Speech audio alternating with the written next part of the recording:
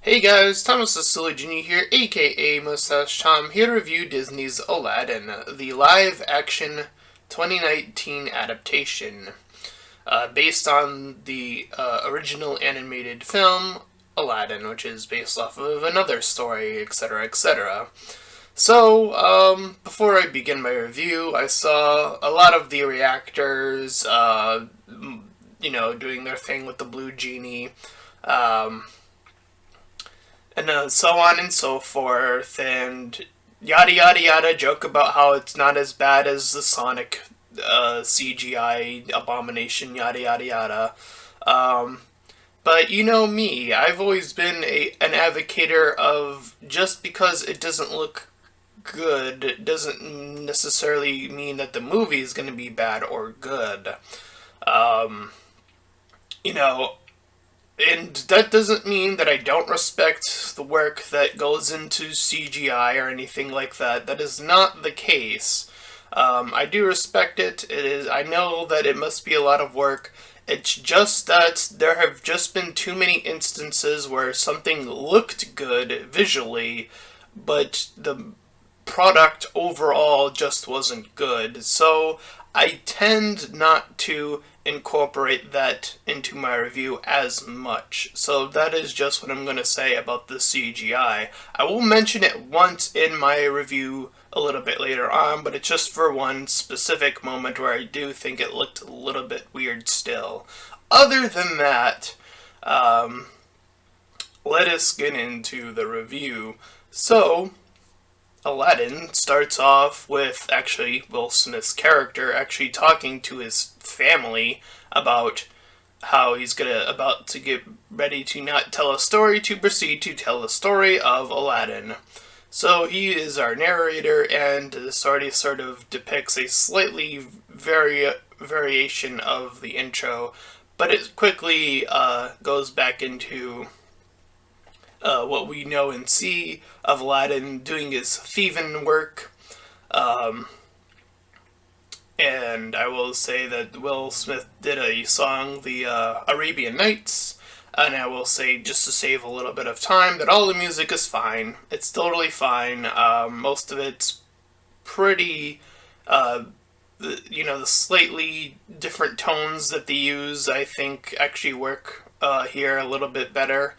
Um, the actual singing, however, it is about the same-ish, or slightly below average, depending on what song I am particularly going to be talking about. So, just keep that in mind. Uh, Anyways, Aladdin does his thieving thing. He eventually bumps into Jasmine, who who had already worked her way out of the castle.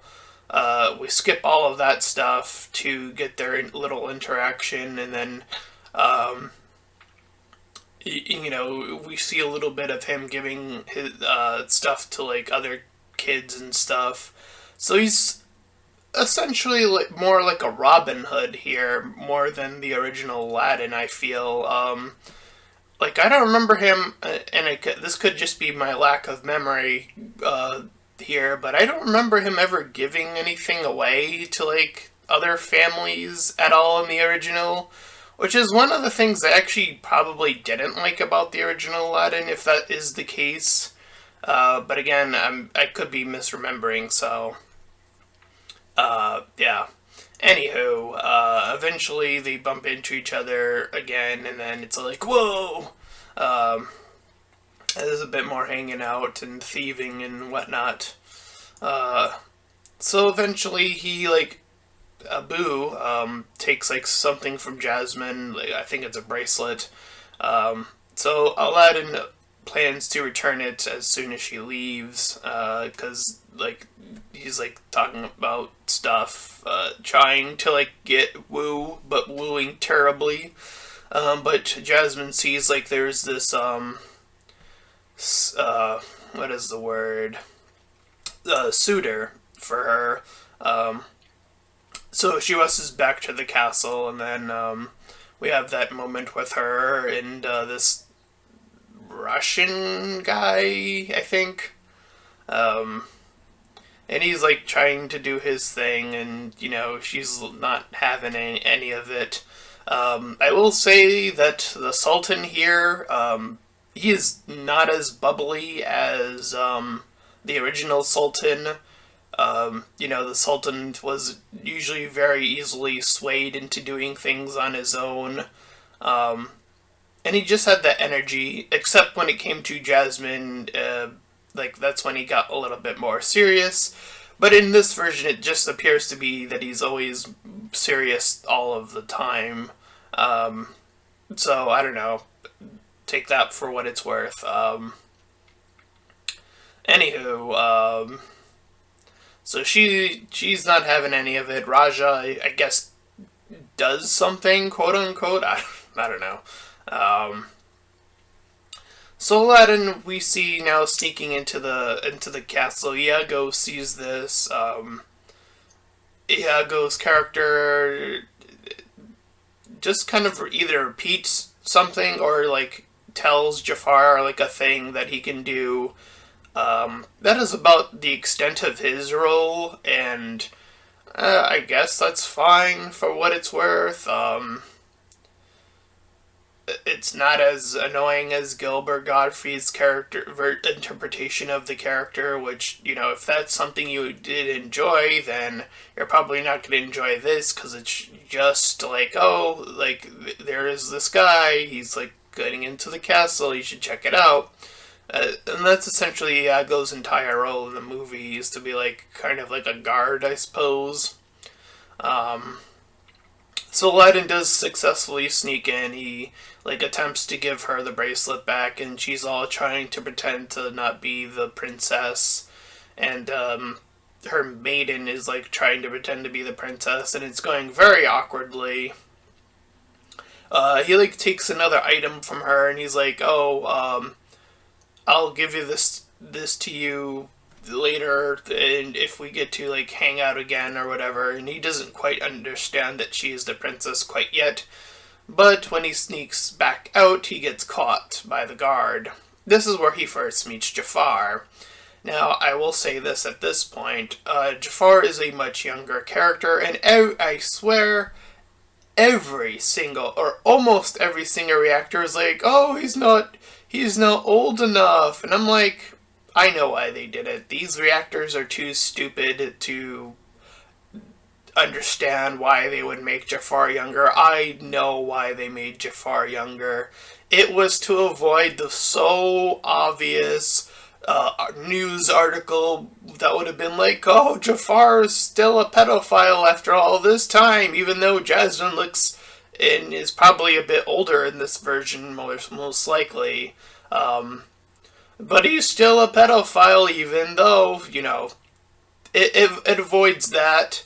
I think Jafar's fine in this version, honestly. They kind of allude to him being more of a street rat, or having been a street rat prior to him being a vizier. And he shows that off, and then, when he got that chance to obtain that power, he took it. And he wants, of course, Aladdin to go in and take the lamp, but of course not take any of the other jewels. So he does. Aladdin proceeds so, because he wants to impress Jasmine, and Jafar tricked him successfully. So I think he's still as sneaky as he was. I don't, it's fine. I think it's totally fine the way they presented him in this version. So yeah, anyways, Aladdin moves his way in, he does the rubbing of the lamp, Genie comes out, yada yada yada, CGI. So he does his song, "You'll Never Be a Friend Like Me," and I will point this out, as far as, most of the CGI, it's totally fine. There was one thing, as I mentioned, I would mention just a few minutes ago, that did still look a little bit creepy, and there's this part of the song where he pulls out this telescope. The telescope has this weird veiny look to it. because the magic is like vibrating through it or whatever, and it just looks really creepy. That was like the only time where I felt like the CGI was actually looking like it was really creepy. But other than that, I think all the other stuff was fine.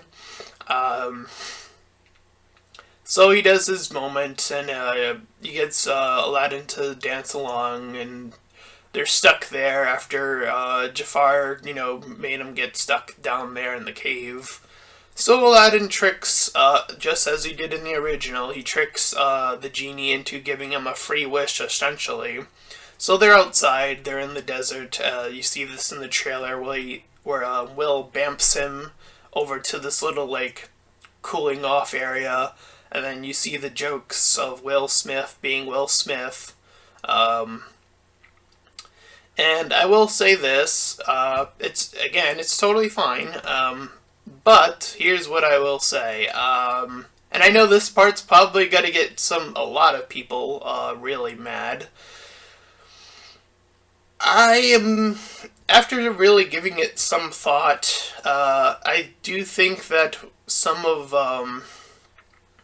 the original references that are just there for references, in the case of Robin Williams, I don't think that they hold up that well at all, honestly. And I think where that character to me shined the greatest, shined the most, wasn't when he was making references to just be making references. It was when he gave his heart to the performance. It was when he was set, like, for example, spoilers for ahead, I suppose, for this really old interpretation of the movie, when he's set free, those emotional moments, I think when he gave his heart in the performance, that to me is what Robin Williams gave that was much stronger than any of his references ever were. And I think that it's actually the reverse case in this. I think Will Smith's references are a bit more solid because they stick to continuing the story. But when it comes to showing the heart, I think it's a little bit underperformed. The end is where it comes the closest, but and there was like one other moment that's in the trailer as well. So yeah. Anyway, so the two of them do their little thing. He makes his first official wish to be a prince, so he's a prince. They do their whole thing, where it's like a few makeovers and then whatever. So it cuts to back to the town of Agrabah, where they do the song. They do his intro song into it. And they get Will Smith to bamf all over the place and to cross dress and do all of that stuff. Of course, they didn't. The only one they didn't do was him turning into a tiger for the kids, but he was like near them still. I suppose it's still close enough to it. And the songs, again, as I mentioned, are a little bit different from when Will Smith is performing them. Whether it's adding a little bit of a rap to it or the beat is a little bit more, it feels a little bit like it is either more rap or it's more akin to like, I forget what the term is, but it just feels a little bit more Bollywood, if that's the term I was looking for. Which I think does work stronger for this type of movie. I know I don't know how accurate that is to the location. Probably not, but I do feel like this type of music should be a little bit different. And I think when they do that, it does make the music a little, like in terms of the actual music itself, not the singing, a little bit better, honestly. So yeah, they proceed to do that. They make their way up. Aladdin does his bit where he's trying to be all princely and it's awkward again. And Jasmine's like, I don't know. So he keeps flubbing. They do the little dance thing. You see a little bit of it in the trailer. It goes on for a little bit longer, where like we see like Will's character is like helping him out. Genie's helping him out. Do a little bit of a dance, a little bit of a backflip, a little bit, give him a little extra flair, if you will. Um, so Genie, as we see, also has this his own little crush thing going on with the Jasmine's handmaiden, uh, and that's who we saw at the beginning of the film, by the way. So we already know what the outcome of that is. So, nonetheless, Aladdin, after fumbling and bumbling, uh, kind of goes off on his own. Genie's like, "Oh, I can't, zoom you over there to her. You got to do that on your own." Blah blah blah. So he eventually gets the carpet. He eventually does that bit where he goes over there one last time, trying to persuade her because the place he mentioned was not existent on any map. And he's all like, "Oh, it does exist," and Genie made it appear just in time. Um, and then he's like, "Yeah, go come out and see the world." And then they do the whole new world when he goes off the balcony and he says the line, the very famous "Do you trust me" line. And that's when Jasmine sort of figures it out, or sort of almost figures it out anyway. Um, and there was one other song. I completely neglected to mention it, but I forget where it happens. Where it's before some of these moments. It's probably right after Jasmine got done with this one guy, and she's like trying to convince her father like she's the Sultan. Um, this is a new song for Jasmine. It's a shorter version here, which is probably why I almost forgot it, because it does come back later in the movie, and it's a reprise, but it's like a full reprise. That part is a bit weird, honestly, that they would reprise and make the reprise the longer part. That is usually the reverse from my understanding of a reprise, but whatever. If they want to do it in reverse, I guess that's fine. Um, so, anyways, a whole new world happens nonetheless. And for what it's worth, it sounds about the same. The instrumental part, again, I feel is a little bit better, but the singing is just about the same. The visuals, as I mentioned, I don't usually get into them. They're fine. Um, I think they do explore more in the original in terms of where they are going, and I think they are allowed more of that freedom in the animated version. So they don't seem to travel as far, but they do travel, and that's sort of still the point. Um, so of course Jasmine does her bit when they land, in mentioning Abu, because Abu, she saw Abu earlier, and with the line, and then Aladdin does his attempt at a counter argument, being like, "Oh no, yeah, I am a prince, but I went out to see the world like you did, and blah blah blah." And she's like, "Oh, okay, I guess." So he eventually lets her back in, um, back into the castle, and then he's doing it. He's like, he gets the kiss early on. He gets that first kiss pretty early on. When the carpet does that thing, um, the bump up, if you will. So Aladdin does his successful celebration, and then it does this bit where Aladdin's talking with the genie about his success, and then Jasmine is talking about her the same success with her handmaiden. So it's going back and forth between these two, talking about their experience and who is who and what's going on, so on and so forth. So yeah, after that,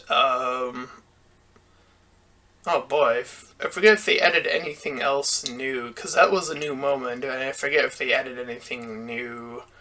Um, so anyways, the whole Prince facade. I'll just move on to this. If it's not the next thing, and I do apologize if I did miss anything, but eventually his Prince facade gets found out by Jafar. Jafar has the guards like holding him through a chair, and he's like, "Oh, if you survive, you're clearly getting help from the genie. If you don't, oh well." That's essentially what he says. So he lets him go. The chair we see fall in slow motion. We see the carpet sort of make its way over there with Abu in tow with the lamp. Aladdin falls all the way into the bottom of the ocean. And that's when you get Will Smith appearing and then freaking out because he's kind of saying, like, you have to make the wish and blah, blah, blah. And then I think, I don't know how accurate this reference may be, and I could just be pulling it out of my ass completely, but he does have him sign this contract, and I was like, that does kind of remind me of Ariel. I know Ariel did technically sign it on her own volition, so that reference might not be the case, but anyway. So he does eventually save Aladdin, just in the nick of time. He's thankful, of course, and he's like trying to figure out what his final wish is gonna be. He's like arguing with with Will after they're saved, after they're like up somewhere else in the castle, and he's like, "Oh, I still need you, Genie. I'm sorry about the final wish," etc., etc. Genie gets mad. Aladdin goes off and like tries to cool off, and then at some point, like, Jafar gets like figured out and like he escapes. He eventually snatches the lamp away. So now he has the 3 wishes, and then he does his first to become the Sultan, the second to become an all-powerful sorcerer. And during the Sultan bit, this is where Jasmine extended version of the reprise comes in. She's like captured by these 2 guards. They like pull her away. And then she like starts to sing about like the same voiceless, or she won't be voiceless. The guards sort of, and I suppose this is supposed to be a more imaginary sort of scenario where the guards sort of evaporate away, and she starts sort of working her way throughout the castle. It was a little bit weird. It took me a bit to like figure out. Okay, so this is her imagination, I guess? Like, I don't know. It is a little bit weird how they represented it. I think the song is fine as it is, but again, just the movement is a little bit weird with the whole, what they do with the guards, but whatever. So she eventually makes her way back to where she was, and then it sort of all returns to normal. So she speaks up to one of the guards earlier, who gets like these few lines about being very prominent to the Sultan. So when Jafar became Sultan, he pledged his allegiance to Jafar, and then after the song, he pledges his allegiance back to Jasmine and the original Sultan, Baba. So, this was all an attempt to stall, and then there's further stalling when he's like, "Oh, Jasmine, you should marry me," blah, blah, blah. And he became a sorcerer, so he's able to, like, bamf people to other locations. So Jasmine like says she'll marry him to save more time. Aladdin at this point is saved, brought back, snuck his way in, is grabbed, shown the true, who he really was, and then is like bamfed into, eventually bamfed into the ice, where we see in the trailer. We see him rescuing Abu later, and then we see that Will Smith's character, the genie, is like sort of sneakily like bamfing the carpet to go save you know Aladdin's character. So we eventually see the carpet make its way over there and save them. Um, all the while, Jasmine's like trying to distract, and then she's like, "Oh, yeah," going back into that whole scene, and then she eventually almost goes in for that kiss, and then grabs the lamp, and then is like more distraction, save that time. Um, so eventually, Aladdin makes his way all the way back after that. Uh, and then he's like, when he does make his way back, and then like he has like the sorcerer power, like lifting everyone up. I did forget this big climax you do see in the trailer. I think it's like when he's the sorcerer and before he sent him there, like when they are doing a lamp chase. And then you saw in the trailer Iago super big, and the reason that actually ended up happening was because Jafar was that sorcerer at the point. He pointed the staff at Iago to make him big. It did not happen out of nowhere, as some other reviewers. I saw one other reviewer actually say that. Shoot, and I forget if that was Jeremy Johns who did that slip up, but it's that out of nowhere. Don't worry. Jafar was responsible for that. So there was that big chase scene where we see everyone except for Jafar going for the lamp. Carpet ride, destruction through the town, etc., etc. The monkey going for the lamp, all this cool like action stuff. It's they're differing from the ending of Jafar turning into a viper himself. To say that the lamp does like a 360 in terms of like going all the way out and all the way back around. So anyways, Jafar kind of still does have the lamp afterwards. Excuse me.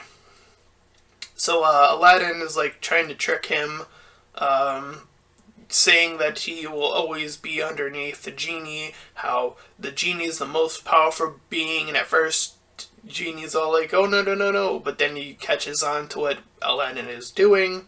So he's like, "Yeah, he does." I think that was a reference to that meme. I don't know. That could be like the "oh no" and then cut to picture, and then yeah, cut to that picture. I don't know. That is very close to that meme in sequence of events. So, yeah. Anywho, so Jafar does indeed make the wish to be the all-powerful being.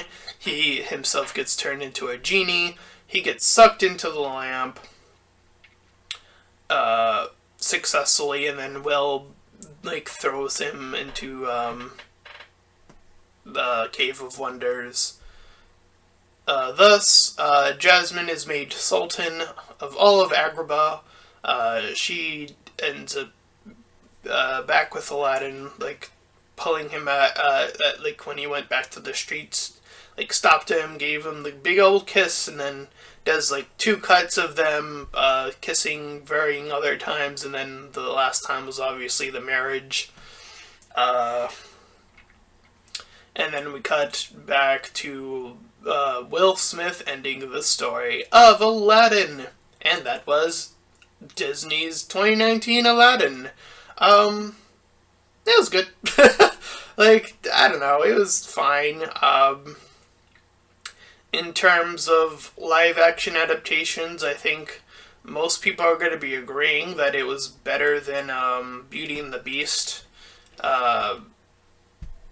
And I saw some other people comparing this to like the Jungle Book, like how the Jungle Book separated itself far away enough where it was like to be separated, and this kind of plays it like mostly, for the most part, is mostly the same. So in terms of comparisons, I think the better comparison is to compare it to Beauty and the Beast in terms of like they're trying to tell the same story here very clearly, and it does a better job than Beauty and the Beast in that regard. Again, they gave enough they showed enough differences without throwing in an element that added even more questions, I feel, which is always a danger of adding something new. In terms of Beauty and the Beast, it was the whole the mirror thing where they could go to any location or whatever.